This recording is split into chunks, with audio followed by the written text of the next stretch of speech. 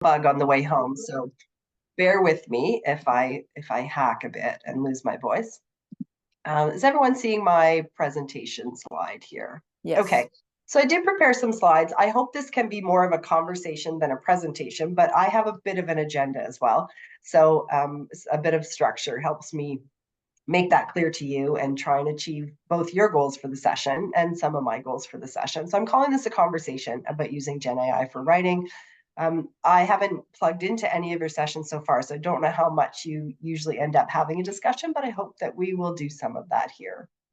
First, I want you to think about what is your position on Gen AI. I talked to a lot of people about using Gen AI, particularly in writing and scholarship. And there's kind of four broad camps. I want you to think about which camp you're in when, because I think we move between these camps. Are you sort of evangelical about spreading the news about this wonderful new thing, generative AI, that we should all be using? Are you feeling a bit apocalyptic about its potential effects on education, research, and writing? Do you feel like it's another tool for your toolbox as a scholar? Or are you sticking your head in the sand and you're just pretending it's not happening and it will go away? So for the most part, I'm a pragmatic person. I feel like it's a tool in the toolbox, but sometimes I sit in these other camps as well. So I just wanted you to reflect a little bit to yourself. Where are you at in terms of using Gen AI yourself as a scholar, particularly in your writing?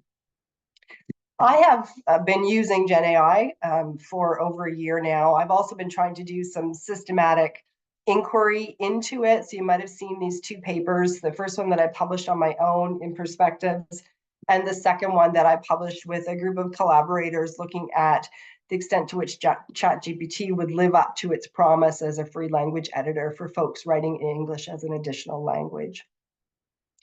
Here's what I'm hoping we'll achieve in the next hour. I do want to briefly talk about some tips for using generative AI as a writing resource. I understand from the survey that many of you filled out that you are playing with it, you know how it works, so you don't need a hands-on session on that. So that's not what this is. But I did want to hit some of the highlights of how I think we could be using it effectively as a writing resource. Maybe to broaden your repertoire of uses. I don't know how you're using it now. And then I want to talk about some of the concerns that were raised by you in your response to Renee's survey, and also a few other things that I have come across as concerns in my interactions with it. First, though, I don't think we can talk about using generative AI in our writing until you think about your relationship to writing. What kind of a writer are you? And in particular, I'd like to think about, what do you love about writing? So for me, I'm a person who loves the shaping of the language. I also love pruning. So if one of my co-authors says, oh, we're 500 words over, I say, give that to me because I can find 500 words and I will enjoy it. So just a couple comments from people. What do you love about writing?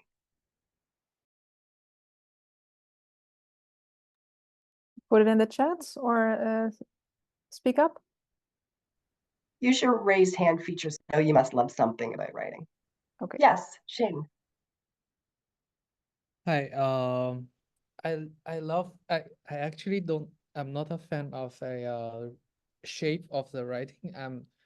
I like the way when I put my writing, my mind, my thought on the paper, but writing sometimes slows me down because usually I think faster than I write.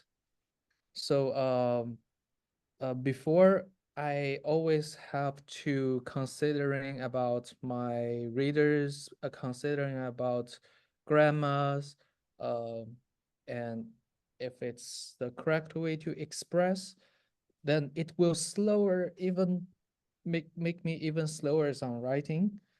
Um, so now recently I start to know, okay, first you don't have to think about all of things and you just express your thoughts. So I think now I become more and more love about writing, and I think the part I love my writing is to express my thought. Okay, so the part that you like about writing is being able to get your thoughts on the page and maybe not get too wrapped up in all of those details about grammar, etc. We'll take one other person's reflection. What do you love about writing?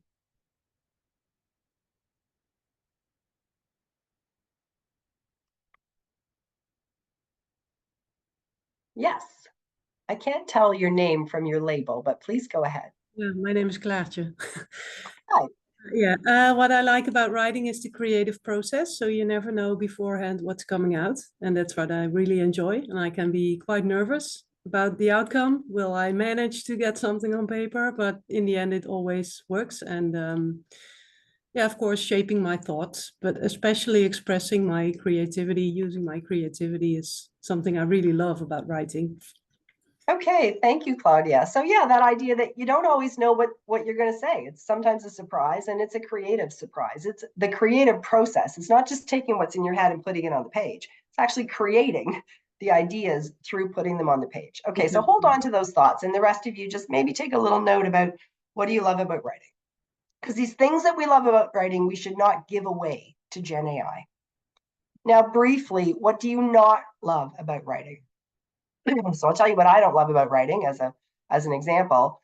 I don't like formulas. So for instance, I hate writing learning objectives because there's a formula. You need to follow it. You need to use certain kinds of verbs. I really just don't enjoy that. So I'm happy to delegate that to Gen AI. Let's have a couple of people reflect on what they don't love about writing that they can maybe outsource. Leanne. Being an English as a second language writer. So that's what you don't love about writing. So do you like better to write in your first language?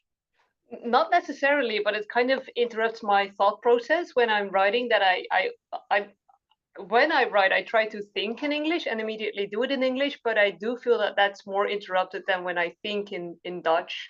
So I don't necessarily prefer to write in English, but I don't necessarily prefer to write in Dutch over writing in English, but I do notice that it's a different process in my head. Okay, so if I could rephrase, maybe what you don't like about writing is when you're having to translate and write at the same time. Yes. Would that be a fair summary? Yeah. Okay, and thanks, Leanne. One other reflection. What do you not love about writing that you might outsource to Gen AI? Jules?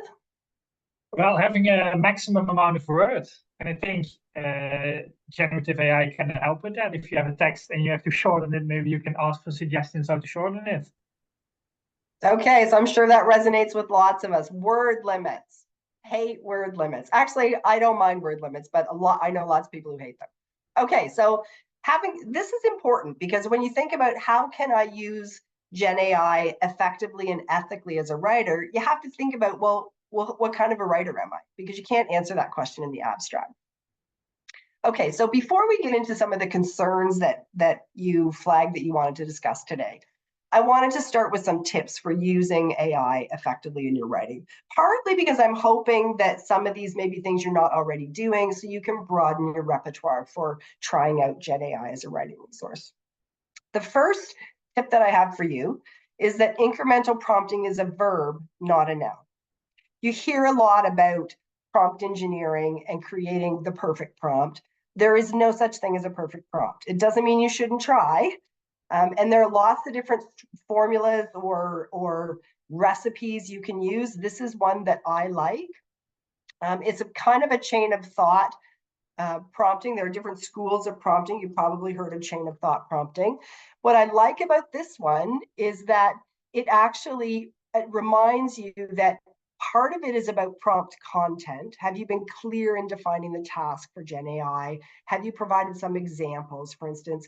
But it also has two parts of the framework that are about prompting process. And I think the process of prompting is actually more important than the content of the initial prompt you put in. I do put a lot of time myself into trying to refine my prompting, but that's more about the process.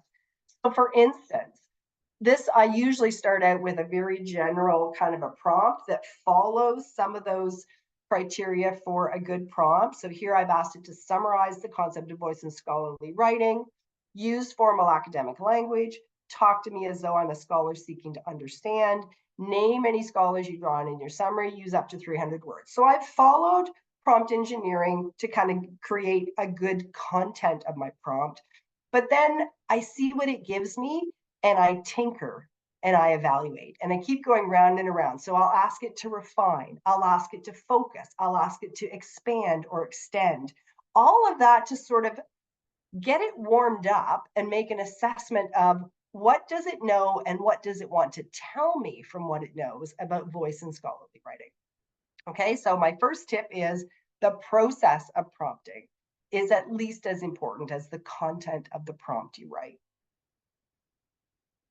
My second tip is to use GenAI to create structure to avoid the blank page. Can I see a quick show of hands from people? How many of you have experienced writer's block at some point in your writing process?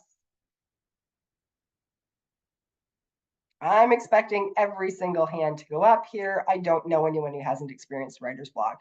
And some of us experience that more commonly than others. But really what it is, it's the blank page is kind of a paralyzing force sometimes.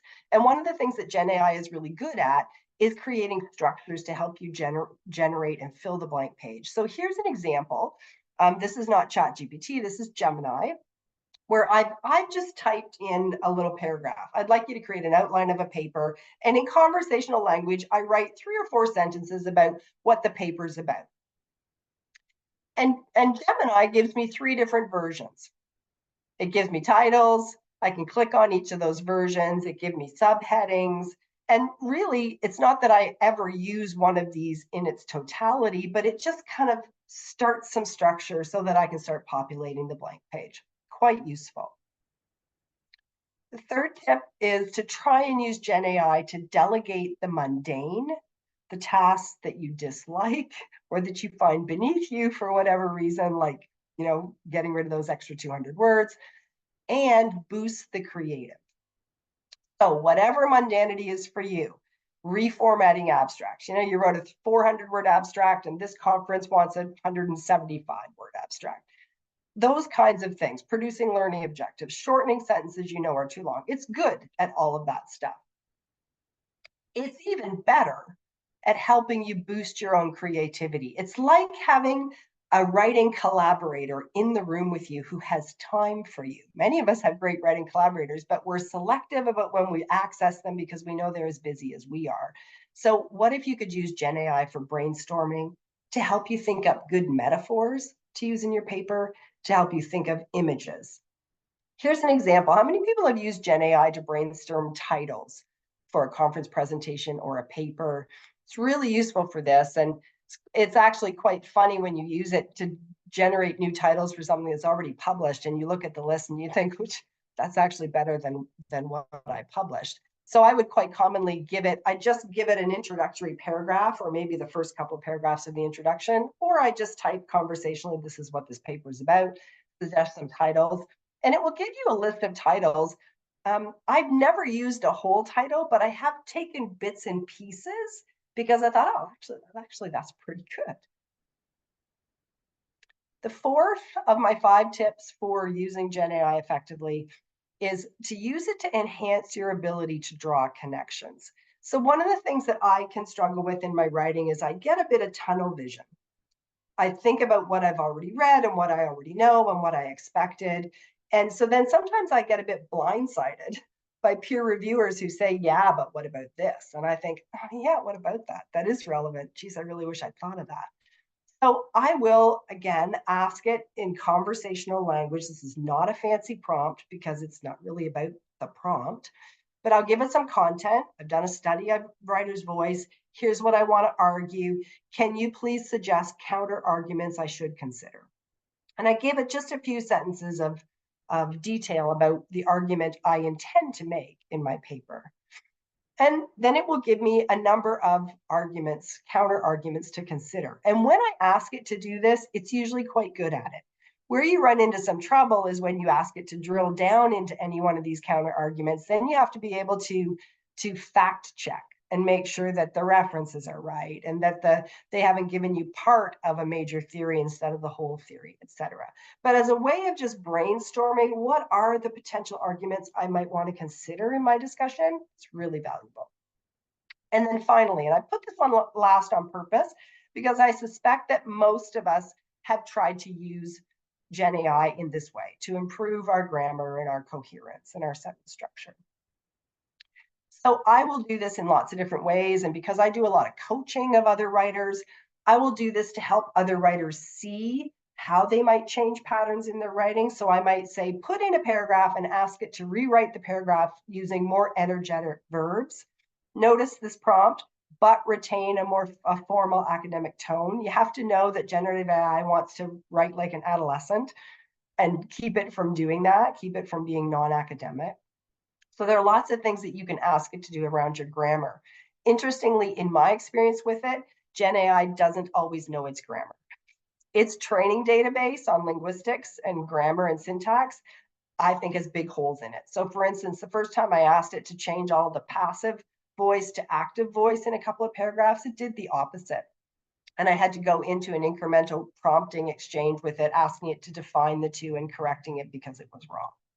So I'm going to, conclude near the end here that one of the things you should always do is use it in domains that you have expertise in. This is problematic. If you're using it for grammar and your grammar is a bit iffy. Now, I find people who are writing in English as an additional language often have better formal grammar knowledge than those of us who write in English as a first language because you've had some formal training. Just be careful. Okay, so those are my tips for using it effectively. Any questions or comments about those before we go into the cautions? And I'm going to pause on each of the cautions for a bit of discussion.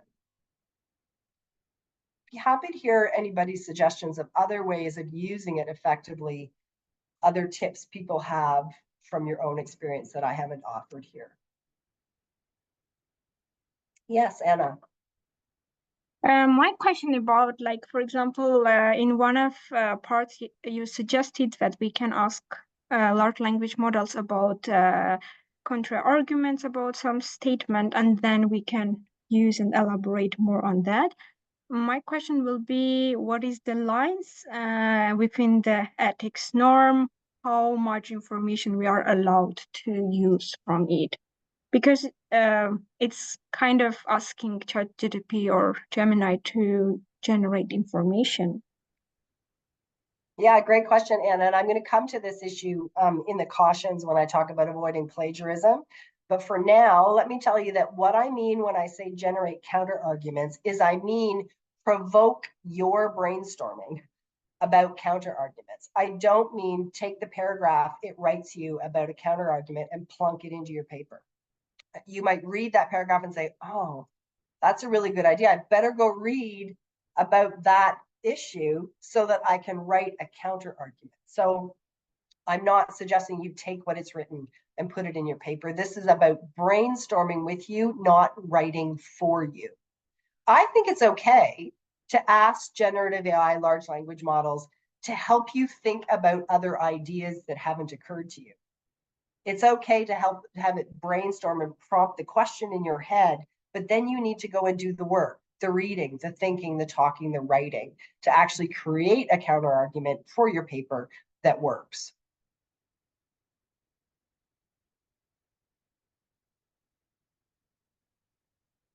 Okay, well, let's move on to the cautions. And I would invite people to throw your hand up. I will ask at the end of each one. I think there are 6 in here, but I invite people to throw their hand up and ask additional questions or give additional examples so that we kind of enrich this discussion for everyone.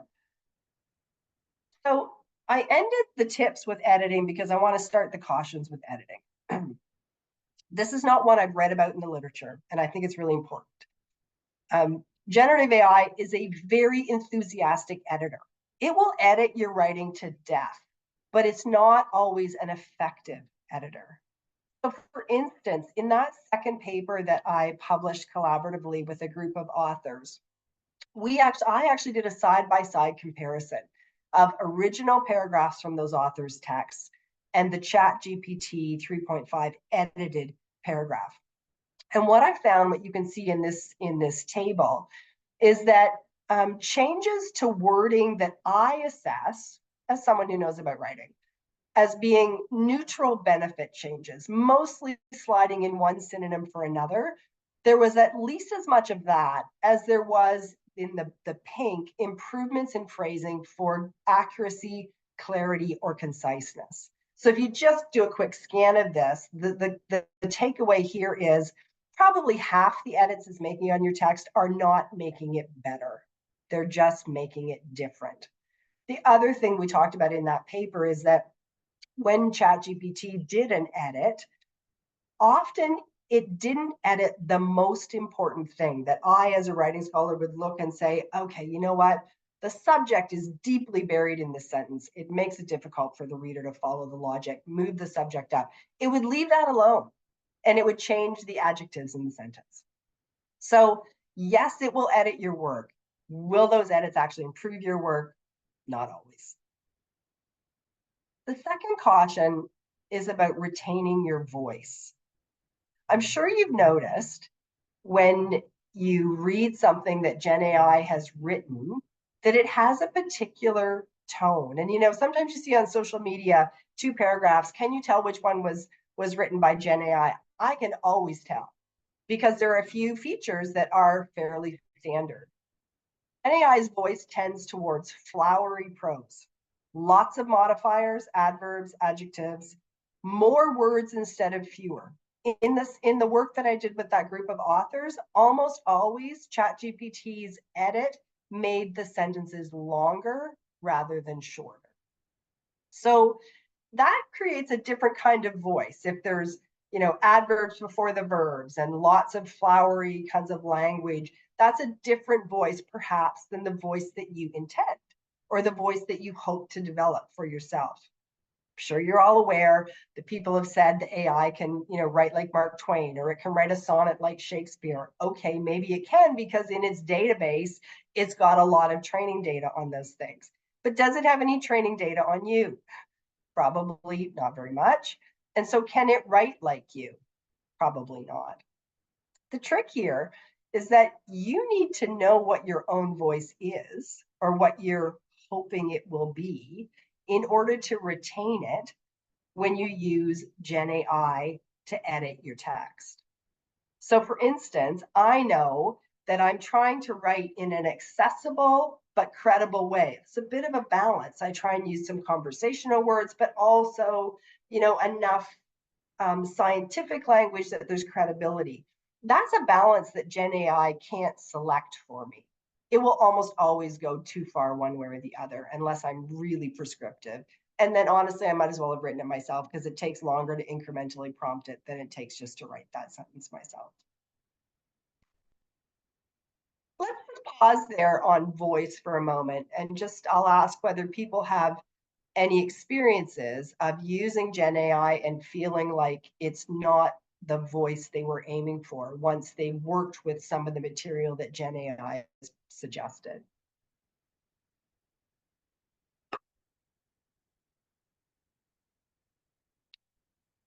Or maybe you've received drafts from colleagues or students that don't sound like they are in those people's voice. How?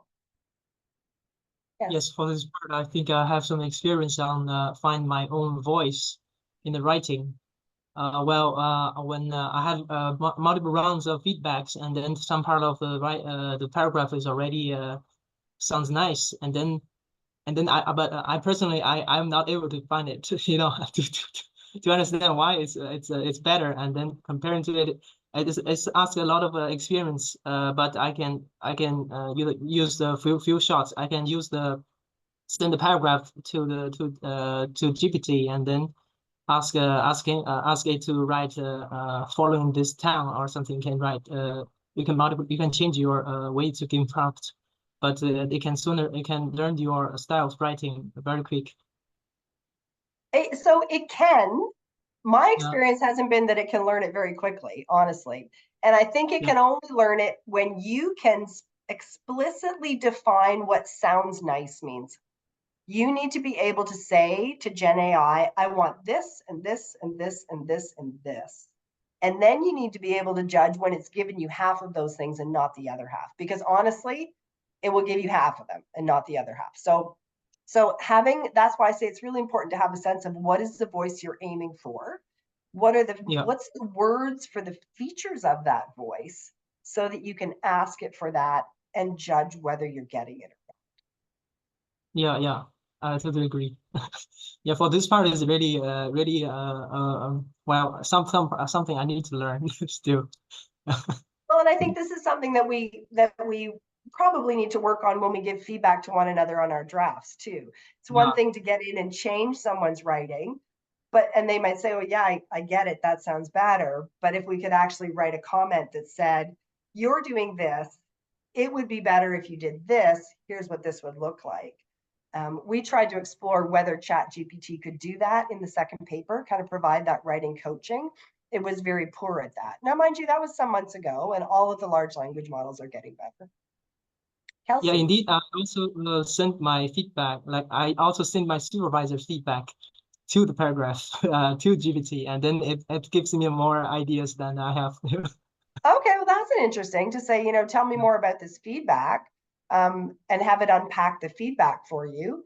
It would be interesting then to talk with your supervisors and show them what Gen AI said and see, is that what you intended in this feedback? Because that's what it unpacked for me. Yeah. Okay. Kelsey?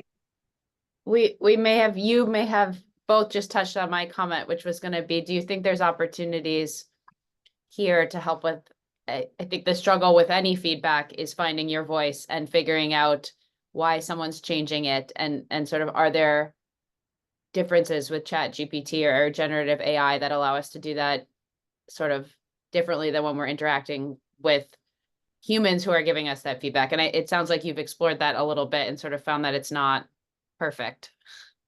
It's not perfect, which just means don't trust it, immediately, but it doesn't mean don't use it. So for instance, one of the things, if you're reading someone else's writing, multiple versions, let's say you're a supervisor, you get a sense of some habits that the writer has. And part of what's difficult about changing your writing habits is being able to see them. So for instance, if I have writers who habitually write in the passive voice, which flips the sentence structure, usually makes the sentence longer, always needs the verb to be, some features that make their writing a bit weaker usually.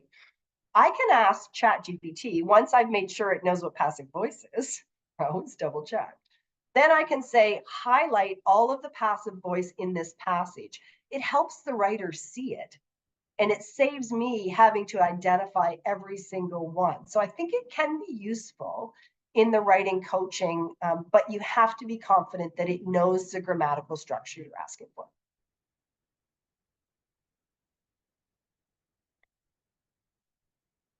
Yes, Seen. And I recently found that my own voice is more and more like ChatGPT voice, because before, when I throw my my writing to ChatGPT to have it refine my words, it changed a lot. But recently, I feel like AI is kind of educate myself as well. It doesn't change too much. It just change the structure of the sentence doesn't change. It only change some words that don't have to be changed.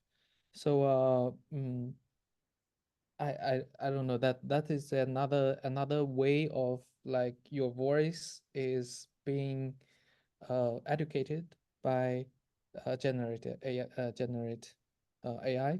And yeah, so that's a really good point. And it potentially makes me nervous. So if you're writing more like generative AI, or you assume because it changes less that it must be that you're writing more like it, the problem there, it might be grammatically accurate, and that's good. But the problem is that if we think about what a large language model is doing, it is simply predicting the words that are likely to co-occur together.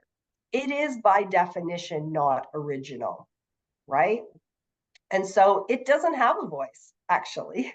It's predicting likely coexistence of words.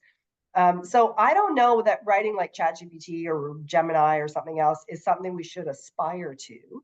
But what I would like to know from your example is whether having it change fewer things means that your writing is improving over time. And so it's changing fewer grammatical problems, or whether it's just doing what we would call metaphorically window dressing. It's just using a synonym here or there, and it's actually ignoring some of the structural parts of your sentence that could use a change, which is what I found in that collaborative work that I did with other authors. So thank you for sharing that example. I think it could mean something good, or it could mean something problematic, and it just kind of depends. I feel like it's my voice because I don't even recognize it until I see, okay, there's nothing to change when I give my text to generative AI. So I feel it's my own words. I feel like it's me changing. I feel this is still expressing my my thoughts. So maybe it's just me didn't recognize it. I feel like I'm still using my voice. So right. So let's make one distinction between content and voice. So it may not change the content very much, but the changes it makes could really change your voice. So those are two different things, and you just want to judge them separately. So let me go on to my next point, because I'm going to get to this. Oops, sorry. We were already there. So my point here is that when you ask it to check your grammar or to edit this sentence, it not only changes the content and the structure, it can also do things like adding in adverbs and adjectives, which change your voice. For instance, if I add a lot of adverbs and adjectives into my paragraph, I sound effusive. I sound potentially emotional, sometimes immature, rather than sounding measured and thoughtful and persuasive. So when it's editing content, it might also be editing voice. When you judge, oh, this sounds like me, I think that's a good thing. A good test to do is to actually write down my voice is, and see if you can describe to yourself using explicit features. What is your voice? Is your voice conversational? Is your voice metaphorical and elaborate? What is your voice? Okay, third caution. How do you assess data accuracy in the black box? Large language models are a black box. You don't know what's in their training data, and their owners are very not forthcoming about what's in the training data, except for the dates, and we all know that it tends towards the Western world, etc. So you don't know what it's given you back. What has it selected from? What has it not told you? It's invisibly selective. It's got access to these billions and billions and billions of pieces of data, of language. But when it gives you something, when it gives me a counter argument, for instance, I don't know what it's selected from. So that's why I always advise people to use it, particularly until you become, quite fluent in using it. Use it in domains that you already know well. So I will, when I start a chat with ChatGPT, for instance, I will ask it to describe the content area, and I'm judging what does it know about this area. A really good kind of test, just to illustrate to you how important it is to use it in areas that you know well, is ask it to describe the area that you yourself are most well published in. Now, maybe you're going to say, I only have a handful of publications. That's okay. Ask it to describe that area. Then ask it to find your impactful work. And be prepared to have your ego wounded, because as often as not, it will not find you. And so you know that it's not finding other things, and that is part of its bias. Andres. Yeah, I have a question on that. The tool itself you mentioned as a black box kind of goes out and casts a very wide net.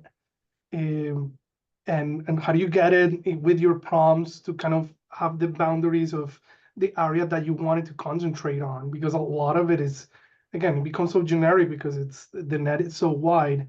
how do you go about just, drawing the boundaries to that area of work that you wanted to go and draw from to give you the output? Well, so one of the ways that I do this, Andres, is as I said, I start in areas I'm most well versed in. So let's say I wanted to talk about writer's voice in scientific research publishing. I know who the main scholars are in writer's voice. I read that literature. So when it leaves out something significant, that helps me alter my prompt to try and set the boundary a bit differently. Also, it's not just that it gets more than we would want, like it casts too wide a net, as you say, and so it selects from things that we not really interested in. It's also that not everything is available to it. And I think most of us are aware about the chronological stop on training databases. And some of the newer large language models have more up-to-date training-based databases, but there are also other limits on what's available. So for instance, I will always probe what's missing. Like I explore an area that I'm familiar with, and I'll say, it gives me some linguistic theories, and I will say, what other theories have you not included? Because it's been selective. I've set a parameter. I've maybe said 500 words. So I want to say, what else didn't you tell me that you have available to you? And then see what it gives you. The biases that it has in it are not just biases based on training data.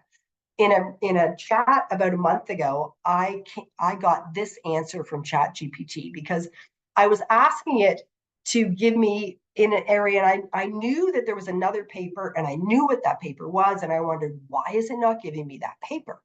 So eventually what it tells me is that there are restrictions from the journal website. And when I say, what restrictions are you referring to?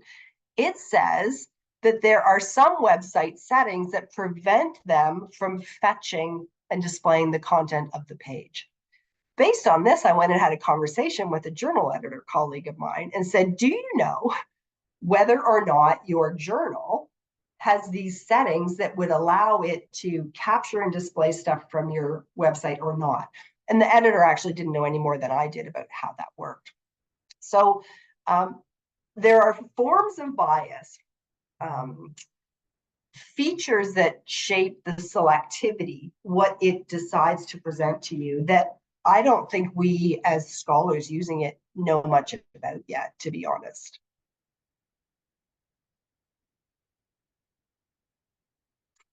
Let me pause there and just see whether there are any other questions about this idea of the invisible selectivity of whatever a large language model gives back to you, or what others have called the bias in its setup. Other experiences people have had of this?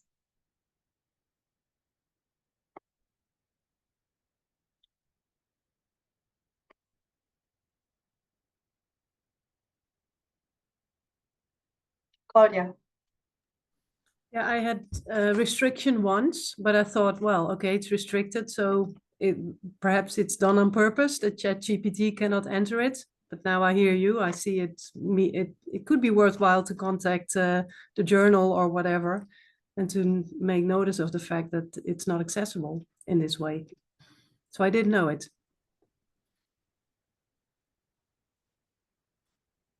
I have a colleague who makes a point of asking it, you know how I said, what other theorists? She makes a point of asking it to provide scholarship and knowledge from other parts of the world. So she might look and say, this is all from North America.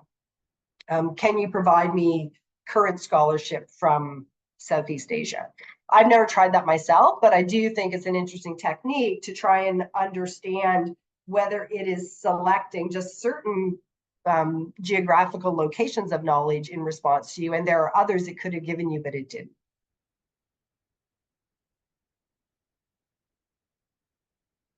Okay, I'll carry on. Just a couple more cautions. The fourth one is recognizing, oh yeah, Anna, go ahead. My question will be how accurate the information will be geographical wise, because the large language models, they give us information which is close to reality, but it's just a language model, yes? So it's not what is in reality, it's just the way it should be. So how accurate it can be even there, I'm curious. Well, and I think, you know, you wouldn't want to assume that what it gave you was comprehensive or quote unquote accurate. But if it gave you a scholar's name from another part of the world, that's like a trail of breadcrumbs that you can follow. You might never have known that scholar's name. You might not read in that journal, but then you can do your own homework to say, okay, well, maybe I can find other scholars and diversify the literature that I'm referencing. So, Anna, for me, the point here is you don't trust it. You don't assume that it's true or accurate or complete, but you take what it gives you as a little trail that you then can follow yourself and see whether you can learn more. Nicholas.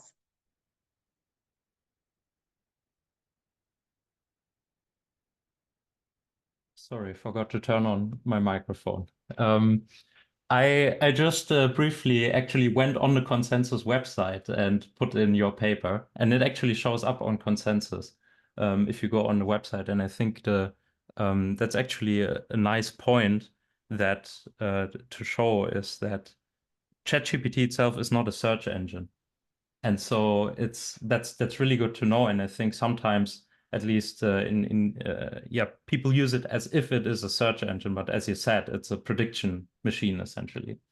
Right. And so that's just maybe as a from my own experience, getting around this problem is using stuff like consensus, which has similar bias problems in terms of, okay, we don't know how it selects this, but they are the same bias problems that stuff like Google Scholar also has. Like nobody here exactly knows what is the algorithm behind Google Scholar. Right. And consensus I can really recommend to everyone for finding literature. It's, okay, really... that's great. Good tip. Thank you. Yeah, all of these different programs have different strengths and weaknesses. They're in constant evolution. They're getting better at certain things. At the same time, we're realizing other blind spots that we didn't know enough to be worried about before. But if you just use them as, you know, they're opening doors. Don't assume it's the only door. When the door is closed, don't assume there's nothing behind there. It just decided not to open that door in response to your prompt. Reem. Hi, I'm just curious on whether this ChatGPT or AI can be used as a supplement or shall I say a reliable supplement to literature reviews. So when you're conducting your comprehensive literature reviews, is this an option, an acceptable, credible option for a literature review? What do other people think about that? I have read a few things about its potential as a literature review tool. I've never tried to use it that way myself. So I'd be interested in throwing that out to the group and seeing what others know or have tried. How? I didn't try, but I know a tool is a Perplexity. It can easily help you to find some related content of your papers. Yeah, I believe there are already many tools developed based on the OpenAI API or any other search engines. Yeah. Nicholas? Yeah, I was interested in the question, and I was recently doing a scoping review, and what I did was basically build with some coding a system that would send the papers that I had one-to-one to GPT and extract the information that I need, and then basically create an Excel sheet based on this. And I was surprised how good it actually was at extracting the information, including information from tables, etc., and how accurately it would get everything that I was looking for. And when we get hopefully to a stage where we have some systematic testing of this, that can save you like a month of work or something, of like data extraction, for example. Yeah, so I think there are some promises there. So that's, you know, and that's a good distinction to make. I think that others have there's been some reports in the literature on its use for data extraction. When you have the categories, you said what you were looking for. So when you have the categories and you can give it the categories and say extract for these things, I've read other pieces that suggest it's quite good at that. What I haven't yet read is whether and how you can use it to select the pieces that you'll include. Like, can you use it to go through the 20,000 hits and get you down to, 900 that you'll actually review all the abstracts for? I would like to think that you would be able to, but I don't have experience myself, and I can't think of something I've read that would say in what conditions that works.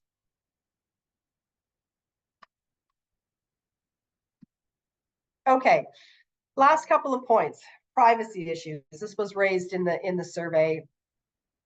Everybody knows, right, that for most large language models, there is no privacy, there is no data security. There are a few that have privacy and data security. They are not the big ones. They're not the ones that tend to be popular that people are using.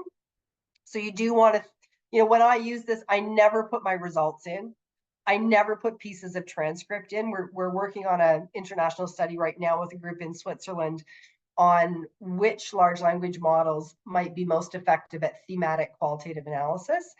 But we haven't been able to do that until right now because, of course, we can't use old data where we never had consent to put the transcripts into a large language model for analysis. So there's no data security, there's no privacy.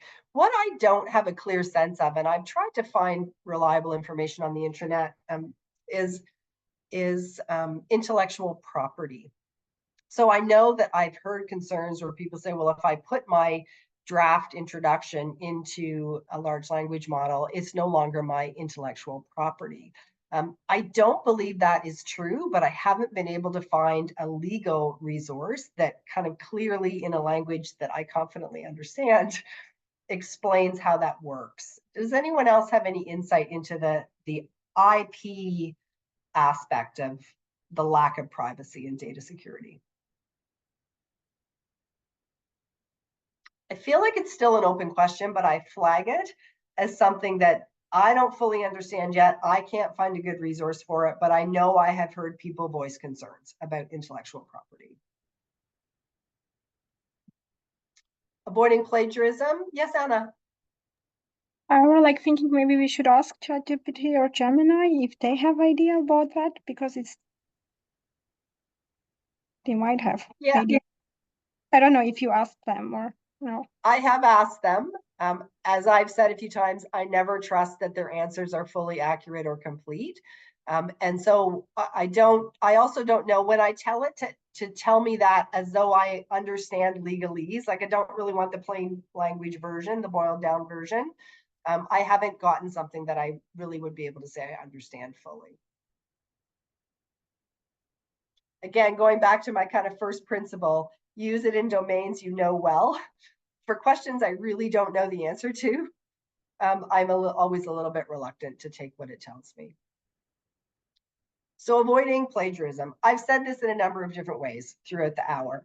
Don't trust its work. You are in the end accountable. So I advise people use it for ideas, for brainstorming. Don't use it for its words. You're not getting words to put in your paper. You're trying to use it as a brainstorming partner, and double check all the ideas it offers you. When you have it edit, or you have it, create a limitations paragraph or whatever you're going to have it do, always edit those sentences or passages. I would say that by the time I'm editing the Gen AI version of something, it's probably 90% my words, but it has helped me shape those words. So I'm never copying and pasting, and I would advise that you not copy or paste from any large language model's response into your paper. Always be critical about the output, even when it's something mundane. Even when you say, for instance, make this 500-word abstract 250 words. If you've read my first paper on this, you realize that ChatGPT can't count words very well, and it never got it right. It was never exactly 250 words, but it did cut down my work significantly, and then I found the last 12 words myself. Finally, closing AI use to journals. You are all aware, I'm sure, that all of the reputable journals now require us to disclose any use of artificial intelligence. What that disclosure should look like, however, is kind of unclear, and we're seeing various versions. This is one, a declaration of AI usage that was recommended in a paper in 2023, and you can see that they are as specific as the model, the date, and also a supplement that a reader could go to see the generated AI chats. Interesting example, I don't know of a journal in our field in health professionals education that has been that specific about everything they want in, but I will tell you that I reviewed an article for one of our big journals last week, and all that article said was, we used ChatGPT for help with one paragraph in the paper, and then we revised what it gave us. It didn't tell me what paragraph. Like, I was really curious. In my review, you can imagine I said, so which paragraph? And can I see the chat? You know, so I don't think we know yet what a good disclosure statement looks like. And we also don't have any idea how peer reviewers and editors are going to respond to disclosures. I'm sure you've all realized, if you've submitted a paper in the last 6 months, the journals now have a click box. Did you use AI in the production of this manuscript? Click yes or no. So it's going to be part of the review process, but we really don't understand yet how it's going to influence peer reviewers or editor decisions. In summary, I do think Gen AI can be a good writing resource, but only if you understand its strengths and weaknesses and you use it critically. Use it as a resource for the parts of things that you don't excel at or enjoy, but don't give away the parts you love. I mean, writing is already enough of a labor. Keep the things that give you satisfaction as a writer, and be thoughtful about some of these ethical concerns that we've raised. So with that, we have a few minutes left for any additional comments, sharing of experience.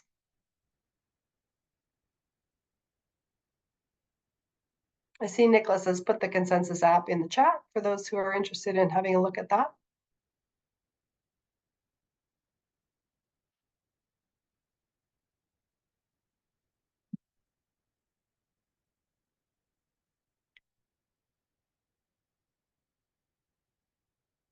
Renee, is there anything else specific to your theme of scientific integrity that you wanted to raise in relation to this? Well, I've been thinking a lot about, so the issue of data safety, data management are things that we are more and more need to worry about. And one of the things I was kind of, but you expressed it very clearly, everything you feed into it, it's not safe. So be careful with what you feed into it. And even kind of, we didn't talk about data analysis today. You talked about, which I find very interesting. So you've attained ethics for feeding anonymized transcripts through a Gen AI model? Yeah, so my collaborator in Switzerland has the ethical approval and the informed consent from the participants, right, to put their anonymized transcripts into a large language model for analysis. For analysis, right. And then just, and not the ones that are now being kind of beta tested through MaxQDA Atlas TI, or the general? The general. Interesting. So we've decided we're going to use ChatGPT and Gemini. Yeah. For this, and yeah, we've kind of compared against those ones from the big qualitative analysis software producers, but we want to use one of the mainstream large language models. Yeah, well, being a qualitative researcher, of course, this is one of the things in terms of the future as well that I'm interested in. But I think kind of Anna voiced it already. Be careful with what you use from ChatGPT. Don't fall into the trap of thinking, now I fixed all the problems, but in the meantime, you're submitting something which is actually can be considered plagiarism. So, but what the idea that you really gave me today was using it as a discussion partner, like for brainstorming. I hadn't considered that, and that's that's really beneficial, I think. I think we have 3 more minutes left and 2 more hands up in the air. How and Anna, how first? Hi, Lorelei. Thank you for giving this very nice share. It's so systematic. I had never thought about we can already have so much thinking about utilizing AI in our fields. It's very nice. But for me personally, I have two questions. The one question is about how do you define large language model and the generative AI? Because for me, generative AI, it seems is a much broader definition rather than this large language model we're using. So you're using like Gen AI in this whole talk. So I want to know if anything else in this. How do you define this? Yeah, just quickly, I will say that I use them kind of interchangeably, but of course they're not. Generative AI is it's an umbrella term, and a large language model is a form of, and I'm talking about large language models. So yes, thanks for that clarification. Yeah, I was thinking that maybe in the future we can put our like writings in the picture and then we send them. Then the text can also be understood, and then the outputs also can not only for writings, also for other forms, videos, or right. Maybe that's it's more about generative. And then one more very pragmatic is we are talking about how to indicate how do you use the generative AI or large language model during the writing. I feel like it's not well defined, but I'm not sure because I think I have used Lorelei through my paper through the beginning to the end. I'm using it, but I have multiple times I'm trying to correct my words or shaping my thinkings and then write for feedbacks.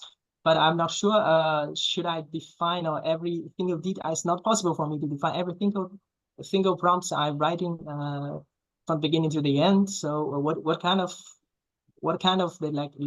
how should I disclose my my use of the AI during the writing? Well, I think just to answer quickly, what you want to think about is how would you disclose that use to the journal? So you can't disclose every single piece, but I think I would disclose things like I used it for editing in these kinds of situations. I used it for brainstorming of titles. I used it to create images. I used it to identify counter arguments, which I then wrote myself. So I think thinking about how would I disclose this use would help you know how to articulate it for a reviewer. Okay. Yeah, Anna, last word, Anna. Yeah, I just searched about like intellectual property and ChatGPT. There is one article which is indicating that according to law in US and EU, ChatGPT or any large language models, they can't own even the things that they are writing because they are not human beings. So also according to the chat. Yeah, it's in the chart. I'm curious about your thoughts about this. Did you saw already this one or not yet? And I put it in the chats, but I don't think Lorelei I'll have a look at it. It does time sound to look at it just now. It's definitely something to consider. So given the time, I'm going to bring this session to a close. Thank you so much, Lorelei, for taking out time in your day, preparing this. And thank you for, well, I didn't mind the cough. You were very, very clear. Thank you for raising all of these food for thought. Food for thought for everyone. I don't think this is the final discussion we'll have about this because it's an ever-evolving field and impacts many different aspects of what we do. If you have any thoughts about what you would like to spend the next session of Scientific Integrity at SHE, please write me an email. And for now, I want to say thank you, take care, and see you next time.